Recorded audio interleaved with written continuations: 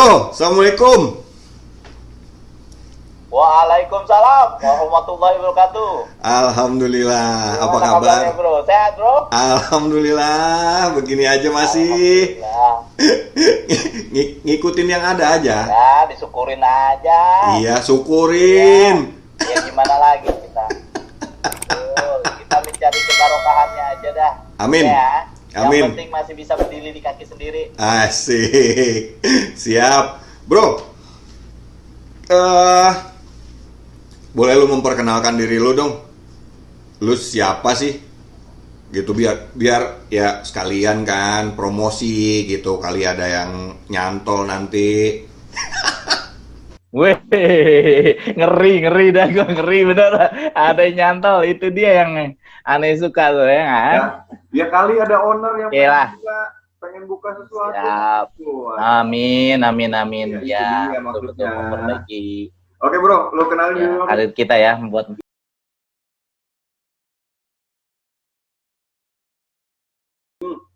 Oke, by the way, my name is Taufik Hidayat. Ya, biasa dipanggil Taufik atau Takwa lah. Biasa karena kebanyakan Taufik, jadi gue ambil tengah-tengahnya aja, Taufik Takwa Hidayat. Jadi Takwa aja gitu ya. Mudah-mudahan ke arah sana gitu. Bukan pemain. Sekarang ya? saya ya beda nasib aja. Oh, beda nasib. Yang satu mainnya bulu ayam, gue mainnya telur ayam. Oke bro, lanjut bro. Ya, sekarang saya incas di Garuda Indonesia sebagai invite chef. Alhamdulillah hampir menuju 7 tahun. 7 Ya. tahun ya? In-flight chef ya? Ya, sekarang menuju 7 tahun. Ya, Keren lo bro. Ini bro, gue mau nanya nih. Kan gue baca di profile lo ya. Nanti gue bakal tayangin profile lo ya di channel ini. Ya, gitu. Gue lihat di profile lo, terakhir sebelum lo masuk ke kerjaan lo yang sekarang, lo GM, bener? ya, gue GM-nya Grand Paragon, Glodok, Jalan Hayamuruk, Bintang 4 ya. Jadi gue mau tanya, ceritanya lo bisa dari chef bisa jadi GM itu gimana? Apa lo dijorokin terus tahu-tahu jadi GM atau gimana nih? Ya, di awal gue dulu pertama kali jadi ex-chef itu, gue balik dari kapal ceritanya. Karena gue di kapal itu udah, ya bisa dibilang kapal keruk, tapi ada penumpangnya gitu, yang dibilang floating hotel bro. Ya kejadiannya sih sebetulnya simpel, gue masih betah di cruise line itu. Tapi karena Allah ngasih satu cobaan, anak gue meninggal. Jadi pada saat waktu itu ceritanya, gue pulang vacation, dikasih waktu hanya 30 hari. Tiba-tiba ex-chef gue manggil, Pik ikut gue yuk, narik NCL katanya ke Amrik. Kita ambil kapal baru. Nah, gue ambil ceritanya. Posisi itu ternyata gue cuti dalam waktu 1 bulan itu kurang lebih, bini gue ngisi bro. Gitu loh. Jadi pada saat gue, wah itu dia makanya gue bilang, keris gue senjata gue lagi mantul gitu kan. Nah pada saat gue pagi diberangkat jam 3 subuh, bini gue nutup gerbang itu udah ngerangkak, masuk kamar itu ngerangkak. Nah akhirnya gue sampai 7 bulan itu, bini gue nggak pernah makan apa-apa bro. Gitu loh, cuman air minum. Nah gue memang ninggalin waktu itu anak gue 2, waktu itu masih kecil-kecil. Akhirnya pada saat itu 7 bulan itu bini gue melahirkan prematur. Gitu. Akhirnya ya gue emergency leave balik. Emergency leave, ternyata ya itulah Allah ngasih ujian buat gue. Karena waktu itu gue di kapal juga memang lagi rush terus ya, tangsennya banyak. Gue udah nggak inget kali bini gue lagi hamil, gue motong, gue teriak, gue lari, gue ngebentak orang. Ya gue udah lupa deh pokoknya intinya seperti itu. Pas tau nggak, jantungnya itu ketuker bro, bocor. Iya, Itu yang menjadikan gua nggak ke kapal lagi. Bini gua memutuskan kalau lu pergi ke kapal lebih baik lu cerai sama gua. Wah, sampai Itu segitunya senjata. ya. Tapi bukan Ya, bukan dari bukan situ, nah. bukan karena orang Eropa Timur ya makanya bini lo ngomong kayak begitu ya. Bukan. Ya karena udah jenuh kali bro. Gua tinggal-tinggal terus. Lu Gitu. kesini datang cuma ngasih duit sebentar lu balik lagi gitu loh. Iya, iya. Kayaknya dibilangnya janda kapal gitu loh bro. Jadi gue dibilang janda Iya, kapal iya. bini gue sama Nah, ya. terus, Ya istilahnya sama terus lingkungan ya. nah, setelah di kapal itu, terus lu masuk ke hotel di Jakarta, jadi eksekutif chef. Nah akhirnya gue sempat nganggur dulu bro. Gue sempat nganggur karena pada saat itu mindset orang hotel itu kalau orang dari kapal itu semuanya instan. Jadi gue nggak dapat posisi pada saat itu. Walaupun gue waktu itu udah susep di kapal pesiar itu. Jadi gue nggak dapat posisi apa-apa. Akhirnya gue dapatlah posisi itu sebagai komi, tapi dijanjikan menjadi CDP. Gue dites dulu bro, Ya, ya. selama 6 bulan. Waktu itu zamannya chef gue namanya Chef Felix, sekarang di Dharma Wangsa eksekutif chefnya. Yang kemarin jadi Master Star Ya, ya, Garuda. ya. Itu CS gue sekarang. Oke. Terus? Nah, itu akhirnya gue di situ. Nah dalam waktu 1 tahun ternyata janji itu enggak, gue ngelamar ke Kempinski bro. Waktu itu HI dibuka, ganti Kempinski. Nah gue dapat junior sous chef sama si Marco Bone, gue di situ.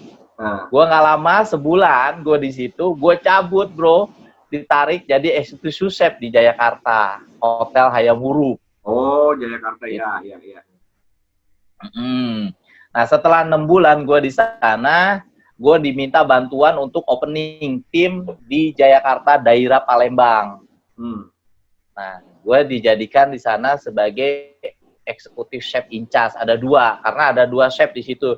Chef senior namanya Chef Gumai waktu itu, dia memang udah kawakan tapi memang dari sisi tenaga, energi sudah tua, tapi memang udah senior lah. Istilahnya chef kawakan lah untuk daerah Palembang gitu loh. Nah, gue di sana diincasin di sana sebagai eksekutif chef selama kurang lebih 2 tahun di sana. Sampai running. Jadi gue berdiri berdua. Karena di situ adalah ya itulah gue harus menghadapi di mana seorang yang sifatnya tetap masih arogan bro. Jadi kalau minta, kalaupun apa dibanting, kalaupun nggak masalahnya. Jadi gue nge-backup si chef itu. Oke. Terus kemudian balik ke Jakarta ceritanya.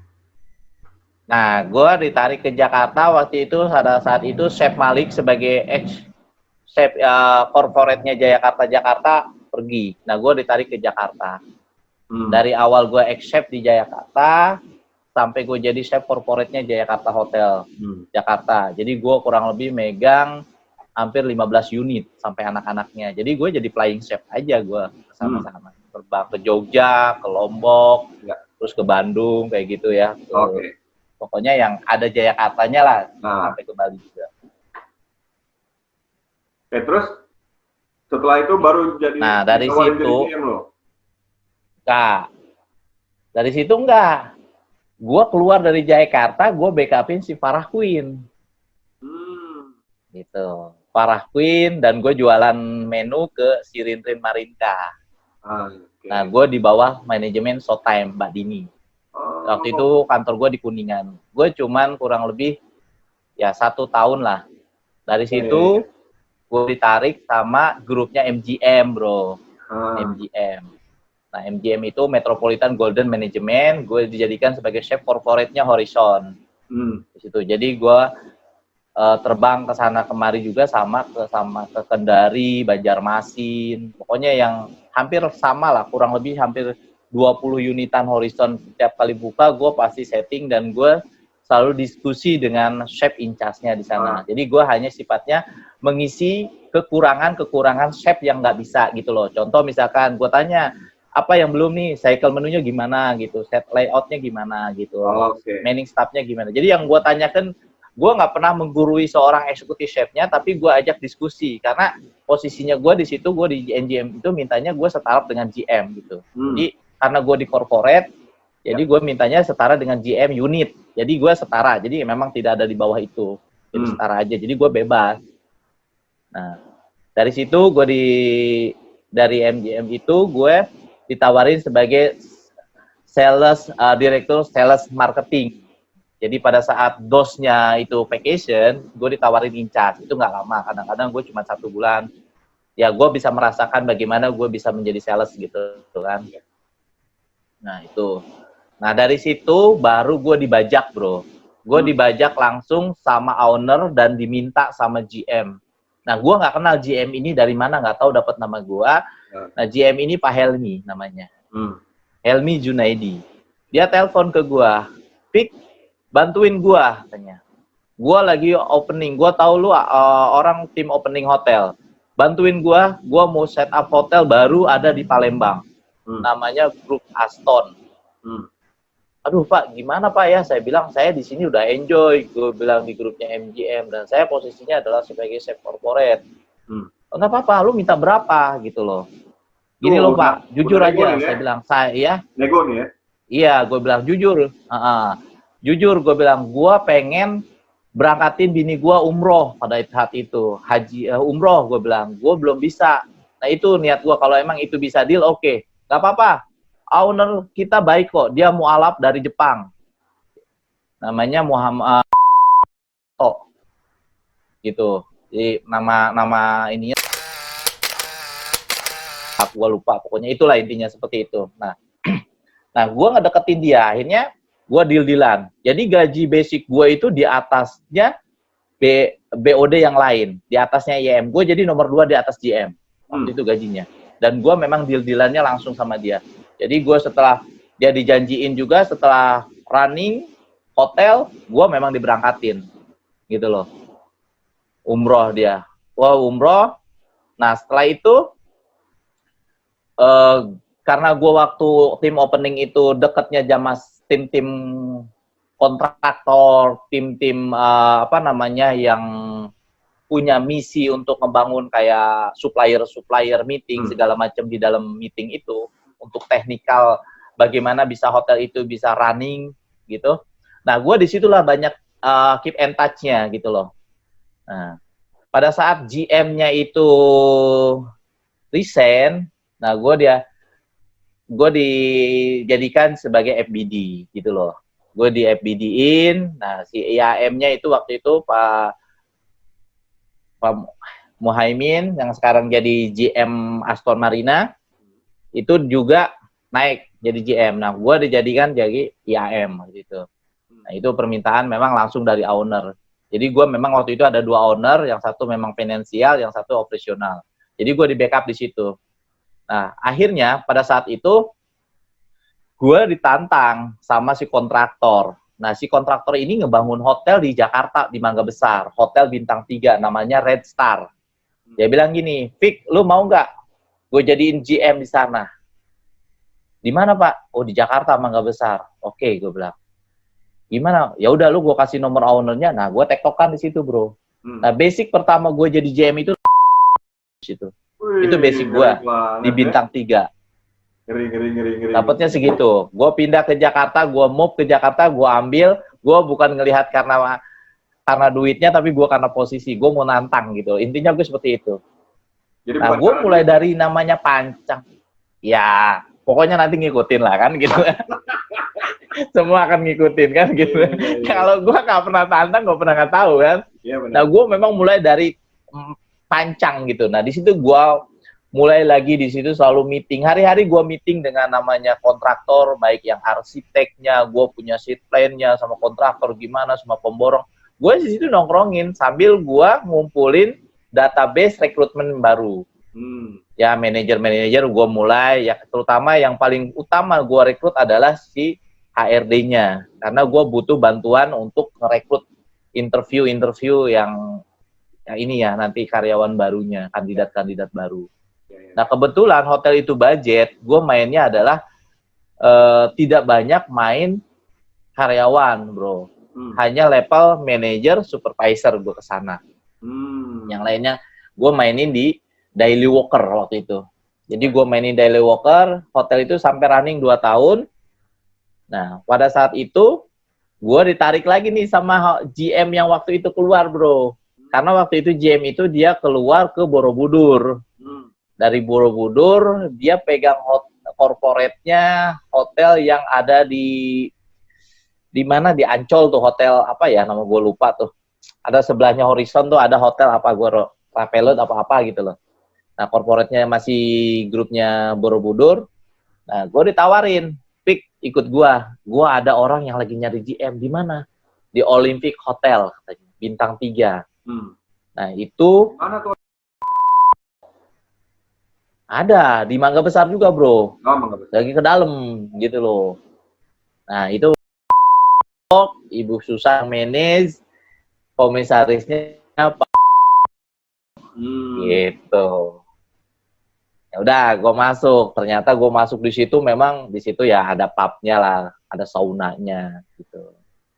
Ya udahlah, dengan jumlah kamar yang lebih banyak, gue coba manage. Ternyata memang untuk ke arah hoteliernya kurang. Jadi gue banyak kasih training, gue general cleaning. Oke. Oke bro, Nah dari situ.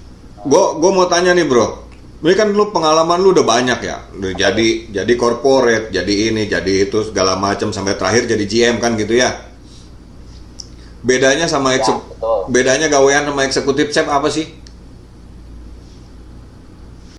Ya kalau eksekutif chef kan masih di pressure sama GM, bos. Oh gitu ya? Ya kan, bedanya kita masih disuruh-suruh, dibentak-bentak. Ya. Ya lo mau morning briefing aja minta snack. Ya kan, Pik, buatin deh snacknya deh. Ya kan gitu bro. Ya. Kopi breaknya nih buat kita orang makan. Ya, Kan ya. gitu. Dia turun dari meeting, kita sibuk eksekutif chef teleponin anak buah. Bro, bos-bos mau turun nih, lu cek deh buffet deh, kering apa kagak, kan gitu bro. Ya. Beda lagi bro, mereka kan beda. Kalau ini kan Itu ketika lu jadi GM hubungannya udah banyak langsung ke owner ya?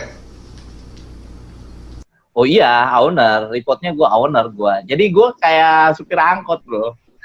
Setoran. Oh, Gue harus punya ya. target. Yoi. Nah, kayaknya ya itulah. Kaki kanan gue ya harus kuat di marketing. Jadi sistem training juga harus diperkuat gitu loh. Makanya apa pengalaman lo jadi FBD, jadi dosem, Director of Sales and Marketing itu kepake ya akhirnya, makanya lo bisa jadi GM.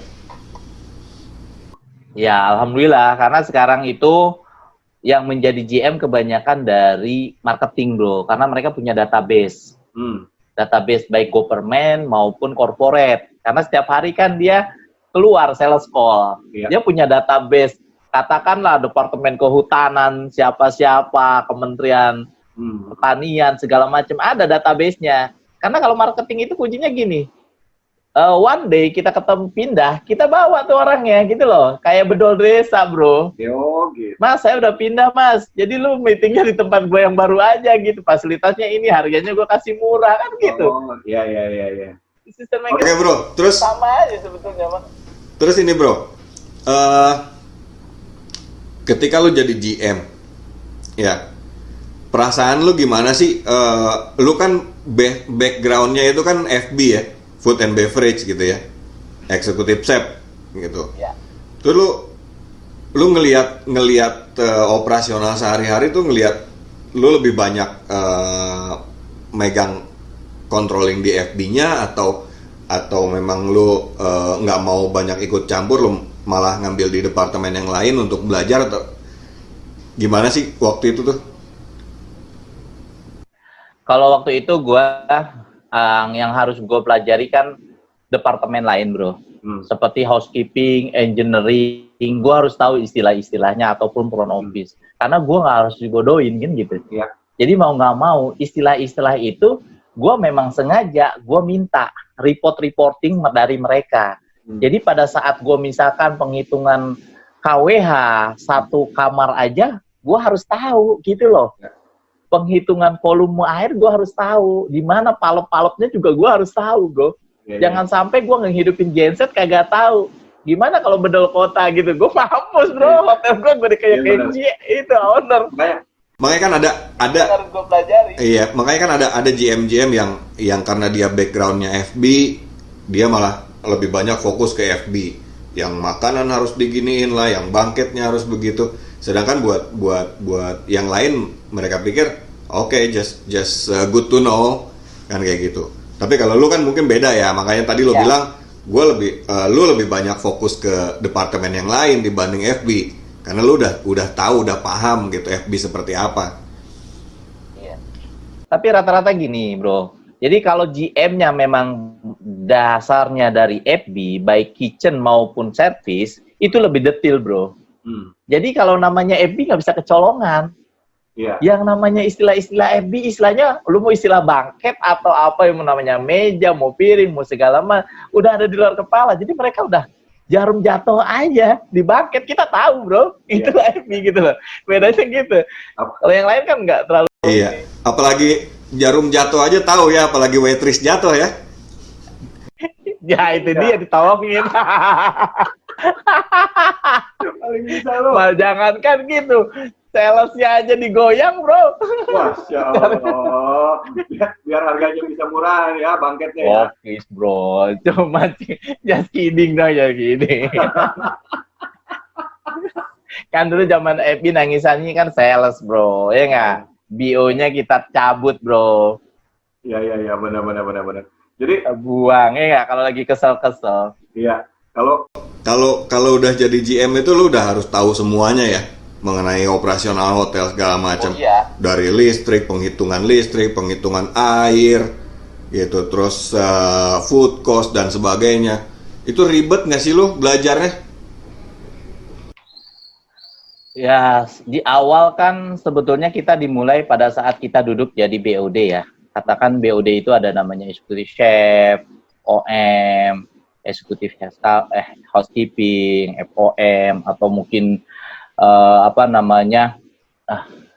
direktur of room gitu, atau DOS, kan ke arah sana, tergantung nanti mindsetnya si hotelnya mau mainnya seperti apa BOD-nya. Jadi hari-hari kita memang sudah punya report-report tersendiri, bro. Report revenue, kayak misalkan sebagai executive chef dengan FBM kan bukan di bawah FBM, tapi kita sebetulnya sejajar, koordinasi, ada garis koordinasi titik-titik, nah itu kita sejajar dengan FBM.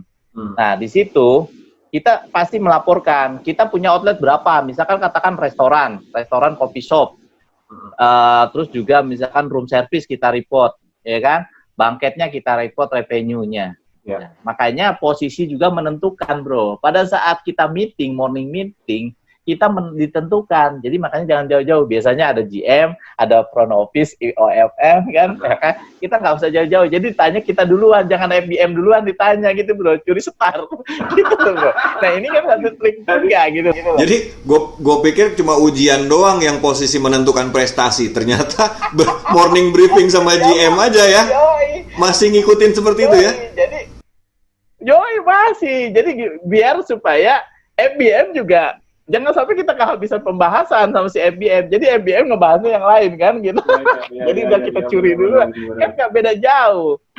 Terus kita sampaikan juga cost gitu kan. Ya. Kita cost event meetingnya di mana nih, kita kasih tahu bahwa hari ini kita ada event 5, misalkan departemen ini di ruangan ini. Jumlahnya kita kasih tahu juga. Okay. Nah, selain itu, staff kita masuk semua, katakan atau yang sakit kita kasih tahu, kendala-kendala di lapangan kita kasih tahu. Misalkan kita kehabisan gas atau barang kemarin produk nggak ada. Nah, yang paling riskan biasanya kita tektokan kalau misalkan dengan FC-nya itu kita nggak CS-an, bro. Gitu loh. Dia pasti neken di cost, gitu loh. Dan diramein di grupnya meeting gitu loh. Ataupun apa. Nah itu makanya kita juga harus bermain di situ karena dia punya bagian-bagian tersendiri, punya wilayah sendiri lah. Jadi just you know lah gimana caranya kita seperti itu. Gua tanya nih jujur nih sama lu nih. Gua tanya jujur. Lu lebih senang jadi eksekutif chef apa lu lebih senang jadi GM? Kalau gue jujur ya, senengnya sih memang jadi GM, bro. Kenapa? Salah satunya gue bisa memberikan training kepada yang lain. Oh gitu. Gitu loh. Dan gue nambah ilmu.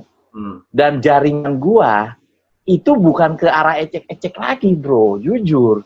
Iya, iya. Gue mainnya dengan level owner. Gue masuk ke namanya komunitas IHGM, Indonesia Hotel General Manager Komunitas. Nah, selain itu, gue menjadi decision maker. Kalau gue misalkan memutuskan sesuatu, contoh gue sales call.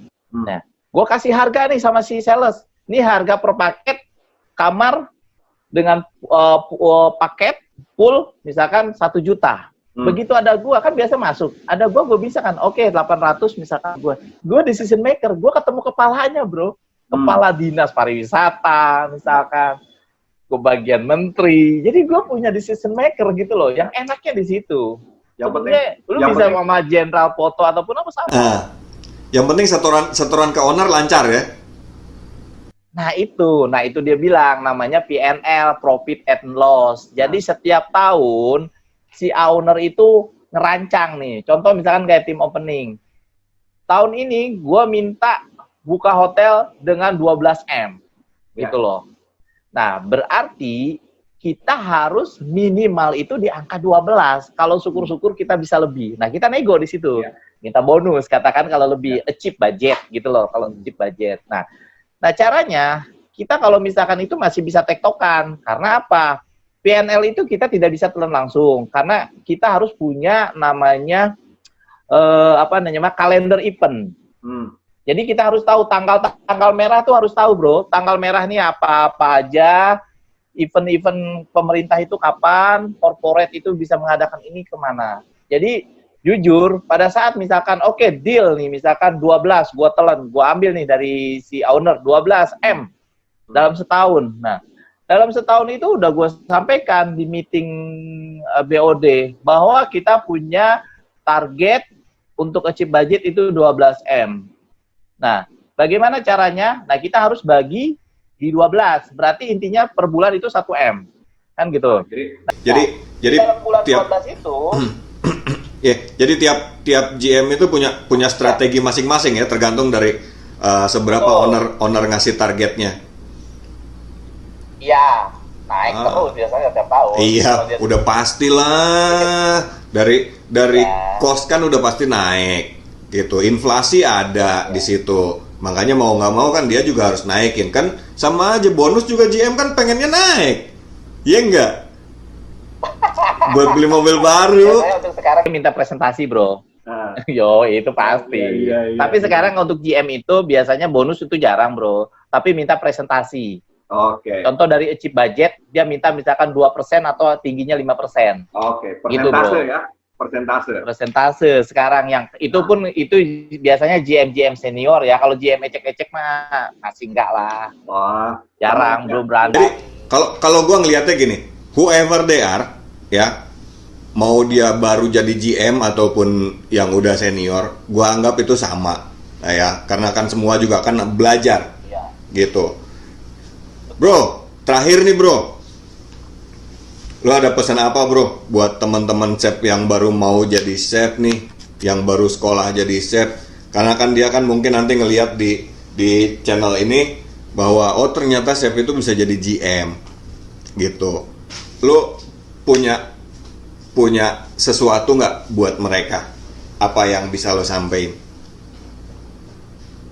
Ya, pesan gua sih yang jelas gini, belajar terus, terutama kita harus loyal terhadap leader, ya.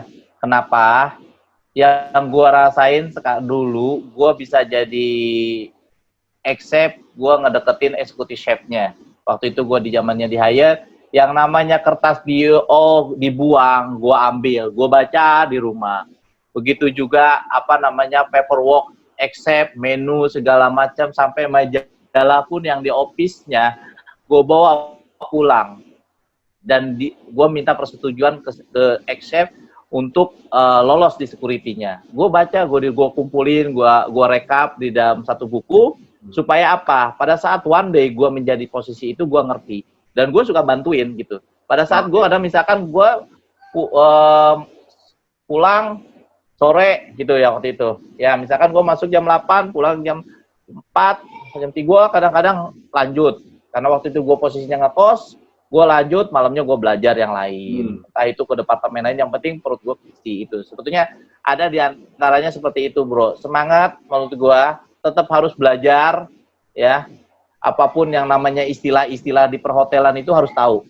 Apalagi yang namanya kayak di kitchen, ya, kayak market list, profit and loss, VNL-nya, terus misalkan FIFO-nya, terus HCCV-nya, trainingnya, terus pokoknya harus tahu. Terus memang berat untuk memberikan, ya katakanlah aturan yang SOP yang diberikan company itu berat, jujur aja ya. Kayak misalkan kita aja menuliskan dedot setiap kali kita buat produk, itu aja berat ngeceknya. Ya, itu aja berat. Tapi kalau kita udah jalanin, one day lu jadi executive chef, lu enak. Iya. Gitu loh. Oke. Lu nggak pusing lagi karena lu udah pernah ngalamin. Jadi intinya buat apa sahabat dapur, kalau misalnya dia baru mau mulai ya belajar dari siapapun, loyal sama siapa yang memimpin gitu. Kita nggak pernah tahu suatu saat mungkin ketemu lagi atau mungkin dia bakal dibawa sama pemimpinnya tersebut kan, gitu ya nggak? Iya. Ya. Oke bro, terima kasih obrolannya. Gitu, wah banyak banget ilmu Sama-sama. yang bisa gue dapat dari lo. Mudah-mudahan sukses terus, ya.